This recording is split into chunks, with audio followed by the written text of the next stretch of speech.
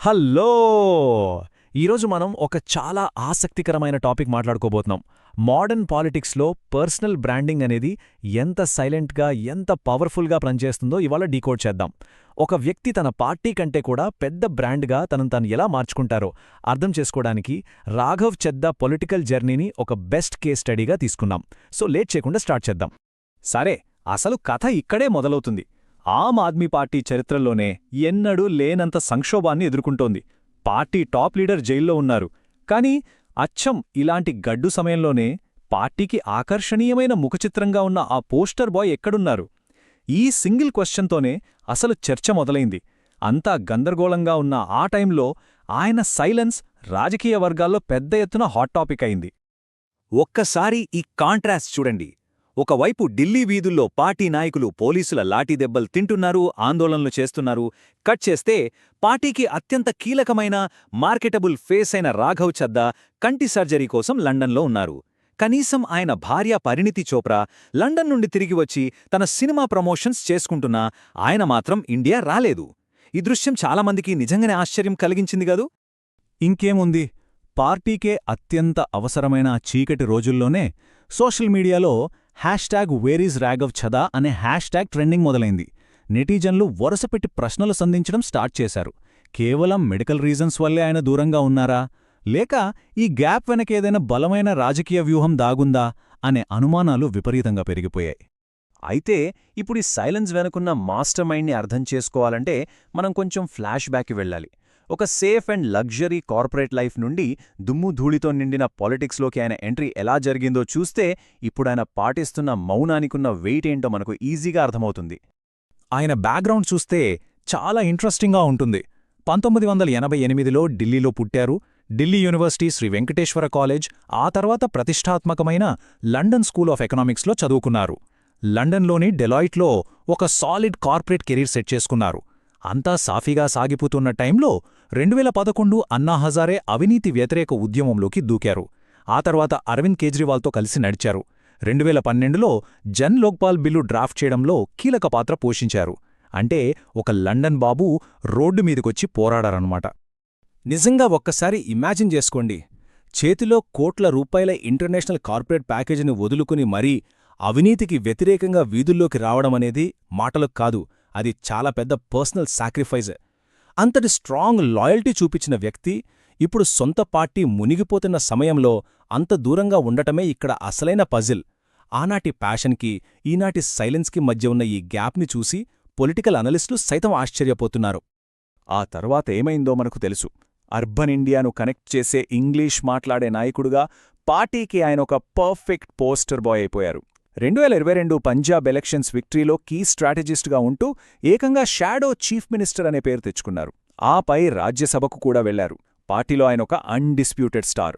కరెక్ట్గా ఈ స్టార్డమే ఆ తర్వాత జరగబోయే భారీ స్ట్రాటజిక్ మార్పుకు బేస్ అయిందని చెప్పాలి. Now what's really interesting here is recent టైమ్స్లో ఆయన స్ట్రాటజీలో వచ్చిన ఈ మార్పు. పార్టీ ఎన్ని సంక్షోభాల్లో కూరుకుపోతున్నా ఆయన తీసుకున్న ఆ ఉద్దేశపూర్వక మౌనముంది చూశారు, అది ఖచ్చితంగా ఒక క్యాలిక్యులేటెడ్ మూవ్ అనే చెప్పాలి. ఇది జస్ట్ గ్యాప్ కాదు, ఒక పక్కా ప్లాన్. పోనీ ఆయన పాలిటిక్స్కే దూరంగా ఉండారా అంటే అది లేదు. ఆయన సోషల్ మీడియా చూస్తే మీరు షాక్ అవుతారు. ఎయిర్పోర్ట్లో సమోసా రేట్లు, 10 నిమిషాల్లో డెలివరీ చేసే గిగ్ వర్కర్ల సేఫ్టీ, అమాంతం పెరిగిపోయిన మొబైల్ రీఛార్జ్ రేట్లు, ఇలా పక్కా కామన్ మ్యాన్ ఇష్యూస్ మీదే వీడియోలు చేశారు. ఈ రీల్స్కి మిలియన్ల కొద్దీ వ్యూస్ వచ్చాయి. కానీ గమనించాల్సిన విషయం ఏంటంటే ఈ వీడియోల్లో ఎక్కడ రాజకీయ నాయకుల పేర్లుగాని విమర్శలుగాని ఉండవు. కంప్లీట్గా పబ్లిక్ ఇష్యూస్ అన్నమాట. ఎగ్జాక్ట్గా ఈ పీఆర్ స్ట్రాటజీనే ఇండిపెండెంట్ ఇంటెలెక్చువల్ అప్రోచ్ అంటారు. అంటే పార్టీ పక్షాన నిలబడి అపోజిషన్ మీద దాడి చేయడం లాంటివి వదిలేసి కంప్లీట్గా యూనివర్సల్ పబ్లిక్ ఇష్యూస్ మీద మాత్రమే ఫోకస్ చేయడం. రేపొద్దున పార్టీకేదైనా డ్యామేజ్ జరిగినా దాని ఎఫెక్ట్ తన మీద పడకుండా జనాల దృష్టిలో ఒక పీపుల్స్ ఛాంపియన్ లాగా ఇమేజ్ బిల్డ్ చేసుకోవడం. భలే వ్యూహం కదూ. ఈ రేంజ్ పొలిటికల్ ట్రాన్స్ఫర్మేషన్ వెనుక ఒక మాస్టర్ మైండ్ లాంటి బ్లూ ప్రింట్ ఉంటుంది. ఆ వ్యూహాన్నే మనం ఈ 3 స్టెప్ ప్లేబుక్ ద్వారా డీకోడ్ చేయొచ్చు. ఒక పార్టీ లీడర్ గ్లోబల్ బ్రాండ్గా ఎలా మారతారనేది ఈ 3 స్టెప్స్ చాలా స్పష్టంగా చూపిస్తాయి. స్టెప్ 1, బ్లర్ ది ఇమేజ్, అంటే తన ఇమేజ్పై ఉన్న పార్టీ లేబుల్ను నెమ్మదిగా సైడ్ చేయడం. స్టెప్ 2, యూత్ సెంట్రిక్ కంటెంట్, కరెక్ట్గా 18 నుండి 35 వాళ్ళని టార్గెట్ చేస్తూ కంటెంట్ క్రియేట్ చేయడం.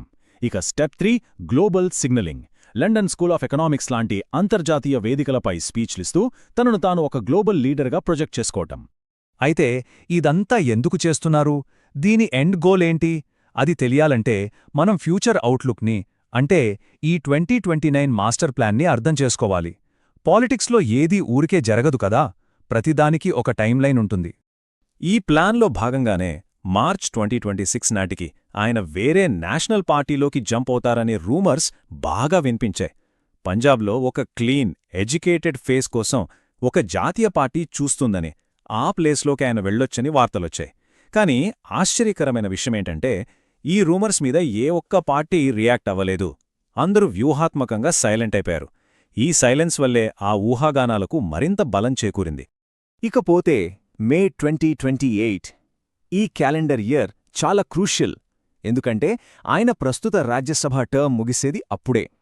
ఆయన నెక్స్ట్ బిగ్ పొలిటికల్ మూవ్కి ఇదొక కౌంట్ డౌన్ లాంటిదన్నమాట. ఆ టైం దగ్గర పడే కొద్దీ ఆయన వేసే స్టెప్స్ మరింత క్లారిటీ ఇస్తాయి. ఫైనలీ 2029, ఆ ఏడాది జరగబోయే లోక్సభ ఎన్నికలే ఈ ఎంటైర్ బ్రాండింగ్ గేమ్ యొక్క అల్టిమేట్ టార్గెట్. ఆ టైం కల్లా ఆయన తనకంటూ ఒక స్ట్రాంగ్, ఇండిపెండెంట్ బ్రాండ్ క్రియేట్ చేసుకునుంటారు.